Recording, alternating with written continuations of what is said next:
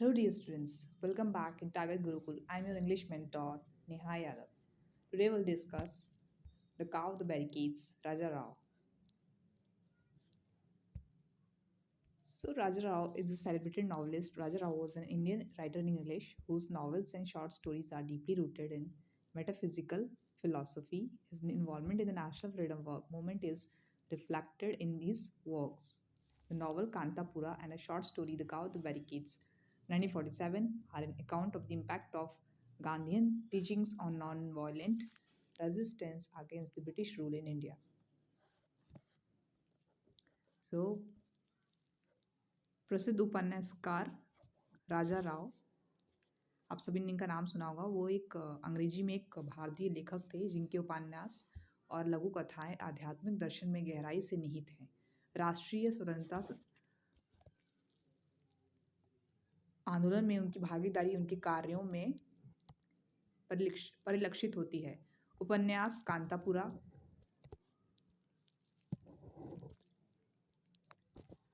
1938 और लघु कथा द काव ऑफ द बैरिकेड्स 1947 भारत में ब्रिटिश शासन के खिलाफ अहिंसक प्रतिरोध पर गांधीवादी शिक्षाओं के प्रभाव का एक विवरण है।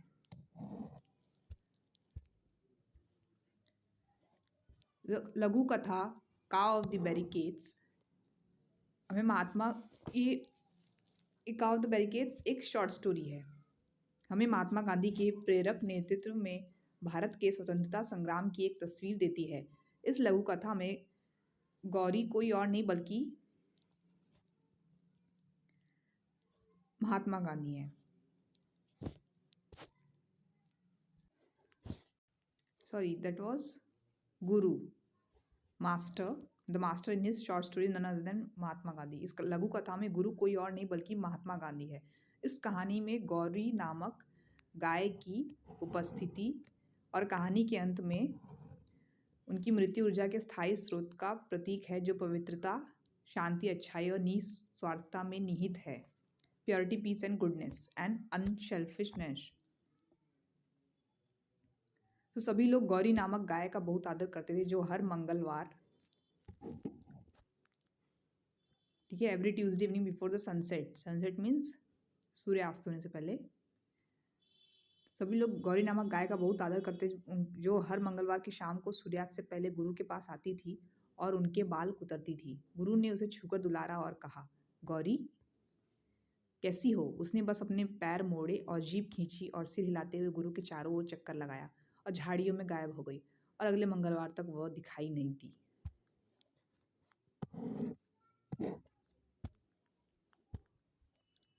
सब गुरु के आश्रम में गौरी के आने से लोगों में एक तरह की जागरूकता आई और वे उसके बारे में जानने के लिए बहुत उत्सुक थे। एक जानवर होने के नाते गाय यह बताने में असमर्थ थी कि वह कौन है। वह अक्सर गुरु के पास आती थी, जो उसके लिए घास, चावल का पानी और भूसा सहित चारा तैयार करते थे। फॉडर, जो भूसा जो जानवर खाते हैं, चारा, भूसा उसको कहते हैं। उसको खाने का तरीका, उसके जबड़े की हरकतें ऐसी थी मानो वो लोगों के पक्ष में कुछ बोल रही हो। वो ऐसे खाती थी जैसा लगता था कि कुछ बोल रही है। ओके, सो लोगों का लगा कि वह एक अजीब प्राणी है और गुरु को शायद उसका ठिकाना पता हो।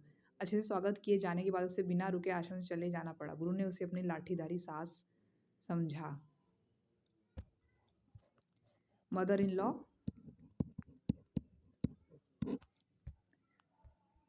सभी लोग उसे पवित्र प्राणी मानते थे, प्यार करते थे और उसका आदर करते थे। सभी लोग उसे देवी लक्ष्मी मानते थे, जो अमीर और गरीब दोनों का भरण पोषण करती थी। रिच, अमीर, पुअर, गरीब, सभी प्रकार के लोग गौरी की कृपा और पूर्ति के लिए विभिन्न कामनाएं लेकर उसके पास आते थे। विद्यार्थी बेहतर उत्तीर्ण होने के लिए, लड़कियां सुंदर पति के लिए, विधवाएं पवित्रता के लिए, निसंतान संतान के लिए आदि। स्टूडेंट्स पास होने के लिए, गर्ल्स अच्छे वर्ग के लिए, और जो विधवा औरत थी वो प्योरिटी के लिए, चाइल्डलेस चिल्ड्रन के लिए हर मंगलवार को well prepared procession of men and women at the master's hermitage. So ये सब लोग इनके पास इसके लिए आते थे। इसलिए प्रत्येक मंगलवार को गुरु के आश्रम में पुरुषों और महिलाओं का एक अच्छी तरह से जुलूस निकलता था, लेकिन गौरी पुरुषों के बीच एक पवित्र पत्नी की तरह उन सभी के पास से गुजरती थी। कभी कभी गौरी दूसरों द्वारा दिया गया भोजन स्वीकार नहीं करती थी। लोग नदी में मछलियों को बिना छुए ही भोजन दे देते थे। आश्चर्यजनक रूप से इस समय कहीं भी मगरमच्छ नहीं दिखाई देते थे।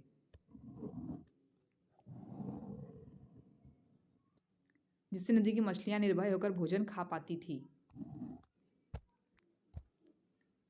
इस प्रकार गौरी बहुत से लोगों के प्रति दयालु और सच्ची थी।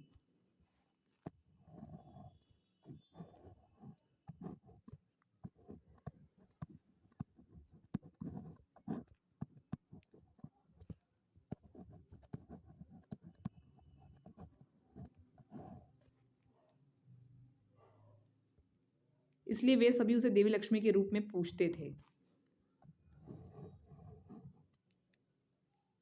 इस बीच लाल लोगों ब्रिटिश सैनिकों, रेडमैन को यहाँ ब्रिटिश सोल्जर्स बताया गया है, और भारत के लोगों के बीच भयंकर लड़ाई हुई। ब्रिटिश सैनिकों वर्सेस ब्रिटिश वर्सेस इंडियंस। लड़ाई भारतीय स्वतंत्रता के लिए थी। किसके लिए थी? फ्रीडम के लिए, जिसके लिए लाल प्रशासन मजबूत स्थिति में था। मास्टर ने औद्योगिक टाउनशिप के कामगारों और ग्रामीणों को विदेशी वस्तुओं और कपड़ों का बहिष्कार करने के लिए राजी किया। यहाँ बॉयकॉट है ना, इसका मतलब होता है बहिष्कार। उन्होंने कामगारों को लाल लोगों की सरकार की सेवाओं से इनकार करने के लिए भी उकसाया। परिणाम स्वरूप बड़ी संख्या में कामगार स्वतंत्रता के संघर्ष में शामिल होने के लिए आगे आए। उन्होंने विदेशी शासन के अधीन काम करने से इनकार कर दिया।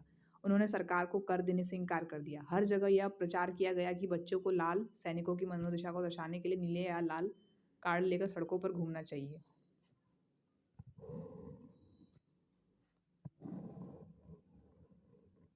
टैक्स पे करने से मना किया गया, और ये कहा गया कि बच्चे स्ट्रीट्स में घूमेंगे ब्लू कार्ड से या रेड कार्ड लेके। लोगों ने अपना कीमती सामान जमा किया और खेतों में रहने के लिए गांव छोड़ दिया।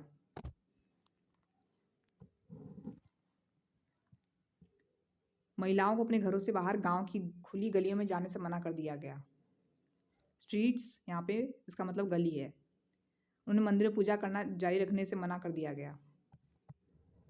मना करना, फॉरबिडन।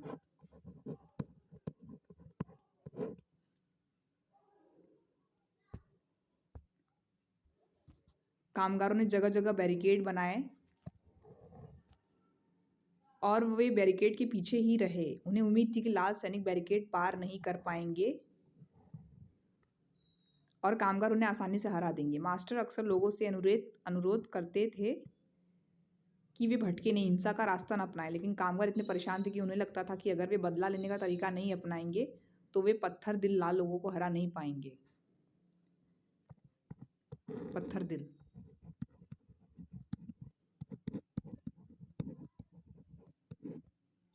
देश के विभिन्न भागों से बड़ी संख्या में सैनिकों को बुलाया गया और उन्हें गांव के महत्वपूर्ण स्थानों पर तैनात किया गया। लाल आदमी की सरकार ने सोचा कि चाहे जो कुछ भी कीमत चुकानी पड़े, वह भारत पर शासन करेगी। जब पूरा शहर तनाव में था और बैरिकेड से भरा हुआ था, गौरी लोगों से घिरी हुई चल रही थी।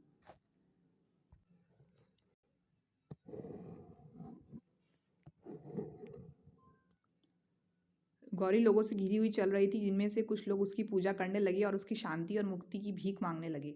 गौरी को बैरिकेड्स पर बिठाया गया और पूरा लोग खुशी से झूम उठे। गौरी को देखकर लाल सैनिक हैरान हो गए। गौरी है जो गाय है। पूरा लोग खुशी से झूम उठे। गौरी को देखकर लाल सैनिक हैरान हो गए और उन्होंने सोचा कि यह मास्टर की जीत का प्रतीक है। मास्टर की जीत का प्रतीक, सिंबल।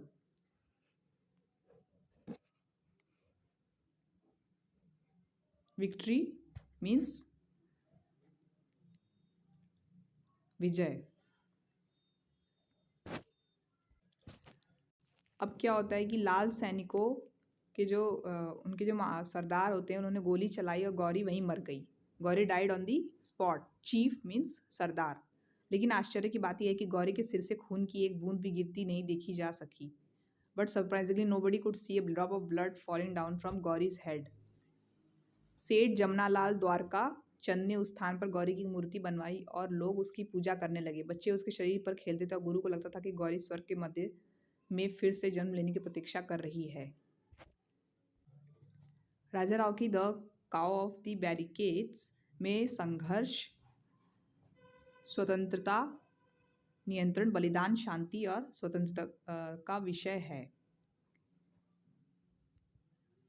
पीस शांति, फ्रीडम स्वतंत्रता, सेक्रीफाइस बलिदान, इंडिपेंडेंस स्वतंत्रता, स्ट्रगल संघर्ष।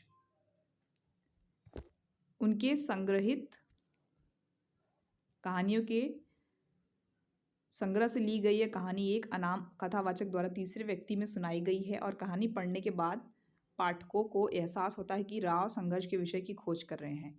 विवाद में दो पक्ष हैं। There are two sides in the dispute. सरकार British, the government British and those who seek independence from the government. सरकार ब्रिटिश और वे लोग जो सरकार से स्वतंत्रता चाहते हैं। हालांकि सरकार के विरोध में रहने वाले लोग बल का उपयोग करके सरकार से लड़ना चाहते हैं। Wish to fight the government using force. Master ऐसा नहीं करते। The master does not.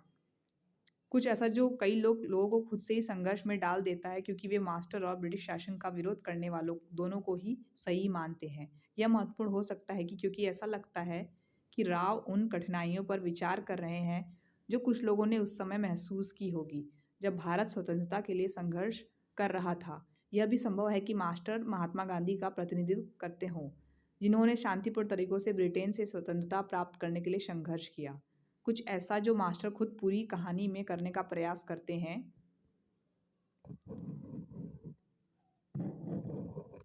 यह भी ध्यान उन्हें योग्य कि जब गौरी बैरिकेड पर पहुंचते हैं तो कामगार अपने हथियार डाल देते हैं क्योंकि उन्हें लगता है कि वे गौरी में गांधी को देख सकते हैं। कहानी में पहली बार ऐसा महसूस होता है कि सरकार का विरोध करने वाले लोग इस तथ्य के प्रति सचेत हो जाते हैं कि उन्हें अपने गुरु के नेतृत्व का अनुसरण करना चाहिए तथा शांतिपूर्ण तरीकों से स्वतंत्रता के लिए प्रयास करना चाहिए। इंडिपेंडेंस स्वतंत्रता।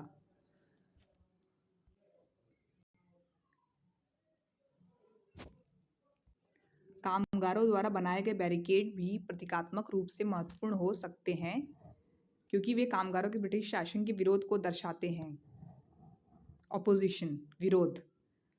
इसी तरह सरकार को कर देने से इनकार करने कामगार और अन्य न केवल प्रभावी रूप से ब्रिटिश शासन के प्रति अपने विरोध को उजागर कर रहे हैं बल्कि प्रतीकात्मक रूप से वे शांतिपूर्ण तरीकों से सरकार को हराने का प्रयास भी कर रहे हैं। एक सरकार को देश चलाने के लिए करों की आवश्यकता होती है। बिना पैसे के लिए सरकार गिर जाएगी, जो सरकार का विरोध करने वालों की उम्मीद भरी मंशा है। इंटेंशन मंशा। यह तथ्य कि गौरी को लगे कि सिर के घाव से खून नहीं निकलता भी महत्वपूर्ण हो सकता है क्योंकि राव यह सुझाव दे रहे होंगे कि स्वतंत्रता के संघर्ष के साथ आई विचारधारा को हराया नहीं जा सकता है। हालांकि यह सच है कि गौरी के सीने से खून निकला था, लेकिन प्रतीकात्मक रूप से राव यह सुझाव दे रहे हैं कि भारतीय लोगों के दिल टूट गए होंगे। हालांकि मास्टर का मानना है कि गौरी का पुनर्जन्म होगा। रीबॉर्न पुनर्जन्म। वास्तव में ब्रिटेन से स्वतंत्रता के संघर्ष को हराया नहीं जा सकता जब तक यह गांधी के निर्देशों के माध्यम से हासिल किया जाता है शांतिपूर्ण तरीकों से। गौरी अगर कुछ है तो वह शांति का प्रतीक है। May be a symbol of peace. किसी लक्ष्य को प्राप्त करने का शांतिपूर्ण तरीका हो सकता है। कुछ ऐसा जो पाठक के लिए तब स्पष्ट हो जाता है जब गौरी गुरु द्वारा दिए जाने वाले अनाज को छोड़कर सभी प्रसादों को अस्वीकार कर देती है। गौरी और गुरु दोनों एक के बीच एक बंधन या संबंध है, बॉन्ड या कनेक्शन। प्रतीकात्मक रूप से वे दोनों एक ही चीज चाहते हैं, एक स्वतंत्र भारत जिसमें एक भारतीय ब्रिटेन या किसी अन्य देश के बाहरी प्रभाव के बिना एक भारतीय पर शासन करता है। यह भी संभव है कि राव नियंत्रण के विषय की खोज कर रहे हों। सरकार के सफल होने के लिए उन्हें नियंत्रण में रहना होगा। यही कारण है कि ब्रिटिश सैनिकों को शहर में हो रहे विद्रोह को दबाने के लिए भेजा गया है, और सबसे अधिक संभावना है कि यह पूरे भारत में अन्य गांवों और कस्बों में हो रहा है। अगर कुछ है तो शहर के कुछ लोगों में डर की भावना है, कुछ ऐसा जो किसी व्यक्ति को सरकार के मामले में महसूस नहीं करना चाहिए। हालांकि यह याद रखना महत्वपूर्ण हो सकता है कि ब्रिटिश सरकार भारतीय लोगों की पसंद की सरकार नहीं थी। द गवर्नमेंट ऑफ चॉइस, इसलिए ब्रिटेन से स्वतंत्रता हासिल करने की लड़ाई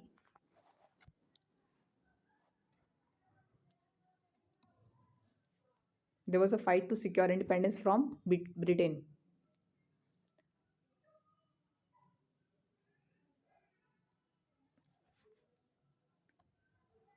शहीद, गौरी का शहीद होना भी महत्वपूर्ण है क्योंकि उससे पता चलता है कि वह शहर के लोगों के लिए कितनी महत्वपूर्ण है। उसे भुलाया नहीं गया है, हालांकि बहुत से लोग उसे समझ नहीं पाए होंगे और उसे भगवान मानते होंगे।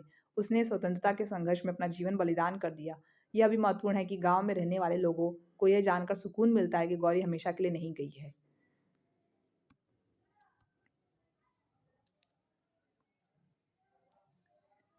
जरूरत पड़ने पर वह फिर से वापस आएगी, जिससे कई पाठकों को यह विश्वास हो सकता है कि गौरी न केवल शांति का प्रतीक है बल्कि वह शक्ति का स्रोत भी है। अगर शहर के लोग फिर से संघर्ष करते हैं तो वे मदद के लिए गौरी पर भरोसा कर सकते हैं।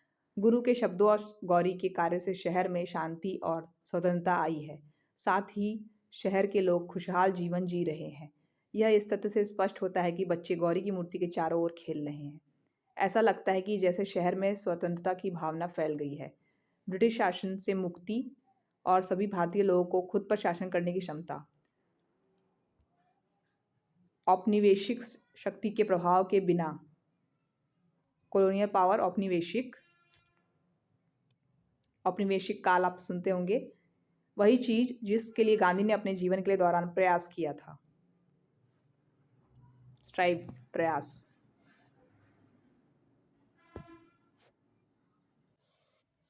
होप अभी आपको क्लियर समझ में आ गया होगा कि ये काव द बैरिकेड्स ये इंडिया का स्ट्रगल है इंडिपेंडेंस के लिए। जब महात्मा गांधी के अंदर वो लीडरशिप के अंडर इंडिया का जो स्ट्रगल था वो यहाँ पे बताया गया है। और ये एक short story. Gauri is none other than the cow, वो एक जो गाय है वो रिप्रेजेंट करिए मदर इंडिया को।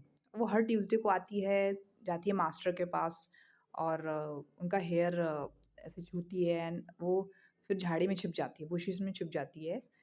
और उन्होंने one person she nibbled the hair, वो थे महात्मा गांधी।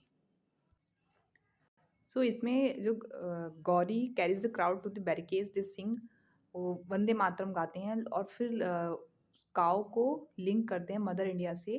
और एंड में मतलब ये कहा जाता है कि गौरी मार्टिडम शहीद हुई है एंड ऐसा कहा जाता है कि she will be reborn again when India sorrows again before she is free, seeing her as a further symbol of India's martyrdom at the hands of the British. And Gauri की सेक्रीफाइस को fresh रखने के लिए people's mind for ever, सेठ जमनालाल द्वारका चंद।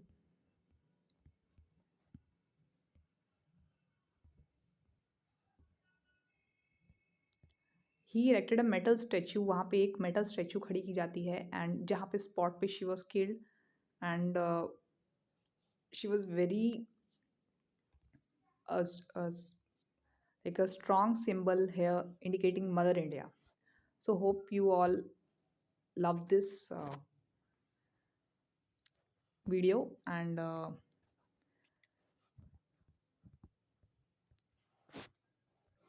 so this is again a very interesting short story by Raja Rao, and we will again connect into next video. So till that time, hope you all are doing well. So please like and subscribe my channel and please join the WhatsApp group. Thank you.